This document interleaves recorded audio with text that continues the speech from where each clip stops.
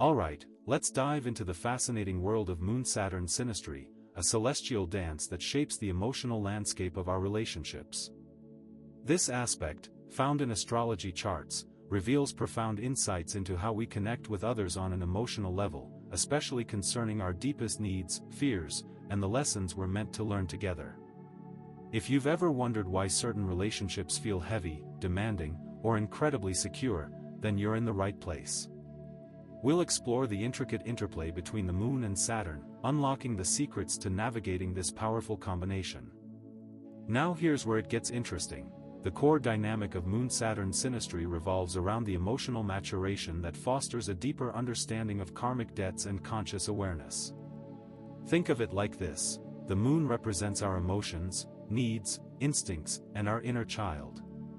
It's the part of us that craves nurturing and to be nurtured, where our deepest feelings reside. Saturn, on the other hand, embodies structure, discipline, responsibility, and limitations. It's the teacher of boundaries, and the one who shows us our fears and the karmic lessons we must learn. When these two planets meet in synastry, the potential impact is quite significant. In the initial stages, there can be an intense connection, but responsibility is often emphasized. Individuals involved might feel limited or judged, highlighting pre-existing patterns. The Moon person, for instance, might feel the need to censor their dependency, while the Saturn person may seem harsh.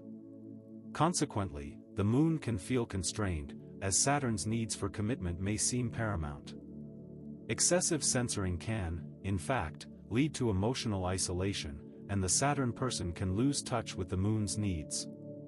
This often results in emotional distance, and although a basic sense of safety might be present, the Moon person may still feel emotionally frustrated. On the flip side, the dependability in the Saturn partner is incredibly attractive, often leading to a long-lasting relationship. However, there will be ups and downs, including periods of emotional distance, and a frequent feeling that the relationship is too heavy. This is where emotional reunions are essential. Either partner, or even both, may feel trapped at some point. However, the depth of attachment makes working on intimacy issues worthwhile. But wait, there's a catch: this isn't all doom and gloom. When managed with awareness, this aspect can lead to incredible growth. A smoother exchange between partners occurs when Saturn provides stability and the Moon offers emotional warmth, creating mutual growth. For example, imagine a couple where one partner, Moon, is constantly seeking emotional validation and support, while the other, Saturn, is incredibly reliable and provides a solid foundation. However, a Moon person might still feel pressure to conform or experience complacency in the relationship, believing Saturn isn't present. In contrast, Saturn might feel that the Moon's emotions are fleeting or overwhelming. Open communication is vital here, along with a willingness to understand each other's needs. The Saturn person can restrict the Moon's expression, and may provide grounding, and this can manifest in various ways. For instance, if you see your Moon conjunct their Saturn, it's a serious bond that demands responsibility. But, what if you feel emotionally stifled, or consistently suppress your feelings? This often stems from a sense of obligation and duty. However, do you see the potential in this? You must ask yourselves. Now, let's talk about the nuances of the astrological aspects and how they are affected by the orb and the degree. A tight orb indicates a more powerful and immediate influence. Specific degrees matter. For example, if the Moon is 10 degrees of Aries and Saturn is 10 degrees of Capricorn. Wider orbs still have an effect, but the impact is less pronounced. Imagine this as a gravitational pull: the closer the planets are, the stronger the influence. Additionally, certain placements can intensify the restrictive qualities. The lessons of Saturn become more internalized, and restrictions are felt inwardly. This can lead to struggling with feelings of inadequacy or self-doubt, especially if Saturn is in the 12th house. The Saturn person may also feel less able to offer practical support or guidance. Consider the impact on the homes and professional lives of the Moon and Saturn partners, with Saturn providing stability to the Moon person's home life, but also feeling restrictive. The Moon person's emotional support may help the Saturn person professionally, but it could also feel overwhelming. It's a push and pull, a dance between structure and feeling. Let's consider specific sign combinations. Take Moon in Aries and Saturn in Capricorn. This is a dynamic duo of impulsive and independent energy versus disciplined and structured behavior. Or, Moon in Pisces and Saturn in Virgo, sensitive and dreamy versus disciplined and structured nature. In this case, the Pisces person might feel criticized by the more practical Virgo person, who might view the Piscean as overly sensitive and emotionally unstable. Generational placement of Saturn provides important context. Think about Saturn as a sense of duty, commitment to structure, and a guiding force, but also restricting one. Then, there are the other planetary aspects involved. What if Venus softens the contact? It adds affection, romance, shared values, and ease tension and promotes harmony. Mars, on the other hand, adds passion and energy but also potential conflict and friction. It can energize the relationship, but can also lead you to feel challenged, provoked, and even overwhelmed.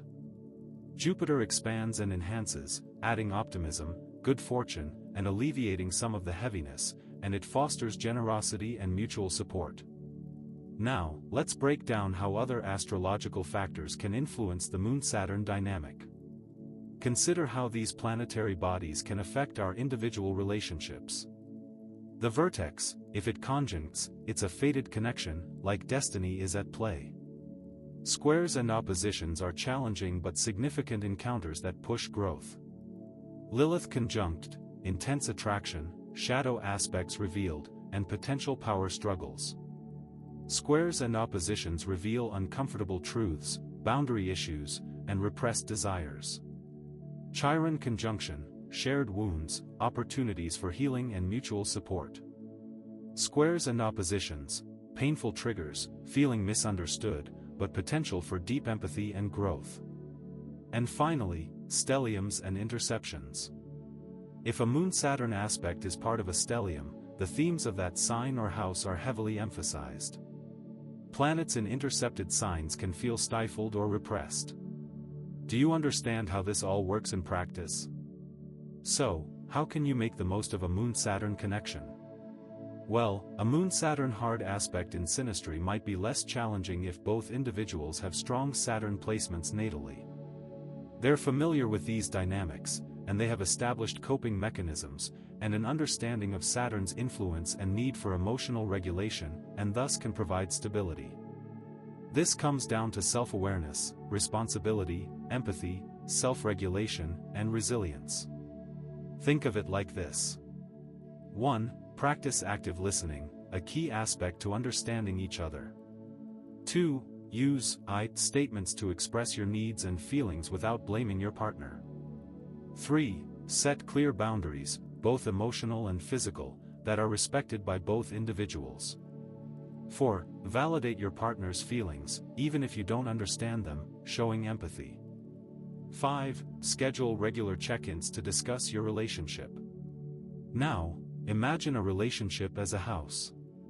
If you're in a Moon-Saturn relationship, ask yourselves, who makes most of the decisions?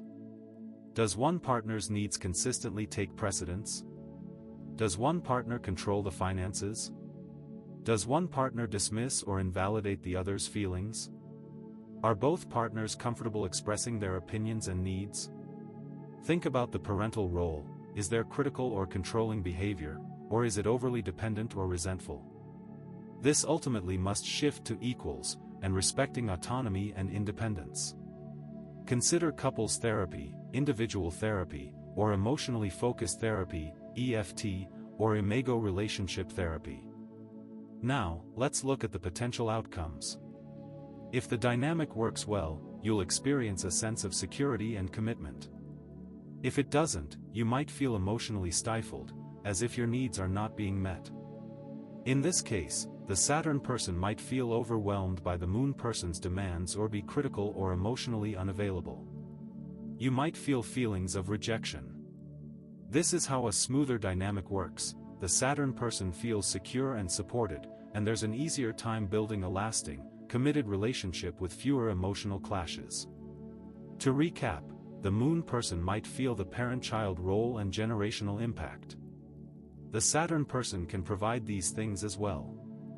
Now, can you give me an example of how this might work in a practical setting? Imagine a Moon person who is highly sensitive and easily hurt by the Saturn person's perceived emotional distance or criticism. What should they do in a scenario where they're feeling emotionally overwhelmed, with feelings of rejection and sadness? Here's another thought: what are the benefits to this relationship? You'll have a deeply loyal and supportive partner who is a reliable confidant, offers practical advice, and is a steady presence. The Moon partner brings warmth and empathy, helping the Saturn partner connect with their own emotions and embrace vulnerability. The key is mutual respect, responsibility, and enduring affection. But the flip side can be if the Moon person feels constrained by the Saturn person, perhaps coming across as overly rigid or disorganized. The effectiveness of this combination is clear: it creates a highly effective team. The Moon person brings innovation and Saturn, the practical. And now, let's see if you can implement this into a practical setting. So, how can you make the most of this powerful synastry aspect? Remember to practice active listening and express your needs and boundaries clearly and respectfully. Be patient and empathetic, recognizing that emotional healing takes time. Also, seek professional guidance from a therapist or counselor if needed. There's so much more to learn about this fascinating connection, and to truly understand this astrological aspect, it's essential to examine the entire birth charts of both individuals, as well as the unique blend of signs and houses involved. This is just the beginning, so keep exploring, keep questioning, and remember that self-awareness is your greatest tool. I hope you found this helpful and have a much deeper understanding of the Moon-Saturn synastry. If you liked this video, make sure to like and subscribe. Also, if you have any questions, drop them in the comments below, and I'll be sure to answer them. And if you found this interesting and want to learn more about the mysteries of astrology, then subscribe to my channel, where I provide actionable astrological insights and guidance. And if you do, you'll receive weekly video tutorials on all the major aspects, plus tons of additional tips. Don't miss out on this opportunity, because, let's face it, understanding yourself and others has never been so fulfilling.